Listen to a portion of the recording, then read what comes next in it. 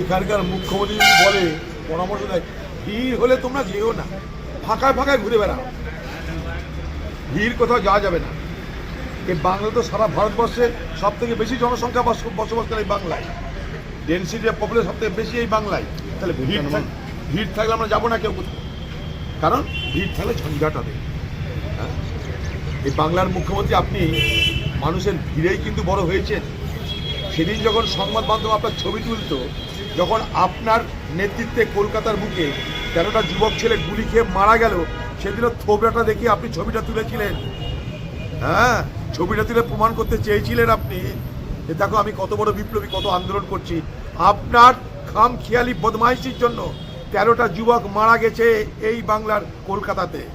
সেদিনও ভিড়ই ছিল, আপনার কিছু হয়নি। আপনি চালাক, আপনি তো জানেন কখন গুলি চলবে, কখন গুলি চালাতে হবে, কখন সটকে যেতে হবে। সেদিকে যখন যুবকরা গুলি খাচ্ছে আপনি সটকে গেলেন, ফুটে গেলেন ওখান থেকে।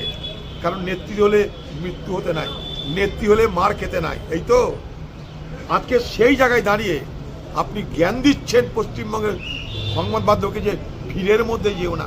এই পৃথিবীতে যেখানে ভিড়, যেখানে সন্ত্রাস, যেখানে অন্যায়, যেখানে অত্যাচার, খবর নিতে যায় তারা পার্টি করতে যায় না, খবর নিতে যায়। সে খবর নেওয়ার অধিকারকে সুরক্ষিত করবার ব্যবস্থা সংবিধান দিয়েছে। আগামী দিনে তাহলে এই বাংলায় তৃণমূল সরকারের বিরুদ্ধে কেউ কোথাও কোনো টিভি, কোনো চ্যানেল, কোনো মানুষের বক্তব্য নিতে গেলে তাহলে তার উপর তো এই হামলায় হবে। তাই আমি একটা কথা বলবো, আপনাদের একটা প্রফেশন, রোজগার করছেন সংবাদ জগতের কাজ করে, আপনারা চুরি বাটপাড়ি করে রোজগার করছেন না, মাথার ঘাম পায়ে ফেলে সকালে খেয়ে বেরোচ্ছেন, কখন ফিরবেন জানেন না, রোদ বৃষ্টি ঝড় জল আপনারা জানেন না, আপনাদের জীবনে কোনো বিশ্রাম নেই। তাই সমস্ত সংবাদ জগতের সঙ্গে যুক্ত প্রত্যেকে যে পার্টি করুন, যে পার্টিকে ভোট দিন, কোনো দিকে তাকানো দরকার নাই, পেশার স্বার্থে একদম পেশা পেশা পেশা, এটা আপনাদের পেশা, প্রফেশন, পেশার স্বার্থে সব এক হয়ে আপনার প্রতিবাদে ঝাঁপিয়ে পড়ুন। নাহলে আজ হয়তো সোমা মাইতি রঞ্জিতের উপর হয়েছে, কালকে আরেকজনের উপর হতেই হবে।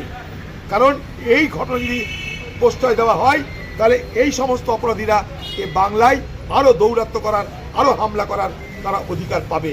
একটা মেয়েকে প্রকাশ্য রাস্তায় পুলিশের সামনে যদি প্রকাশ্য দিবালোকে যদি মধ্যযুগীয় কায়দায় অত্যাচার করতে পারে, সে মেয়েটা কথা বলতে পারছে না, চুলের মুঠি ধরে টানতে টানতে নিয়ে যাওয়া হচ্ছে। কোন সমাজে বাস করছি আমরা? কিসের সমাজ এটা? আমার ঘরে তো মা বোন আছে, আমার ঘরে তো মেয়ে আছে, তাদের জন্য তাদের উপরে হলে কি মেনে নিতাম আমরা? তা যদি না তারা আরেকজনের উপর হলে মানবো কেন আমরা? কি হচ্ছে এগুলো?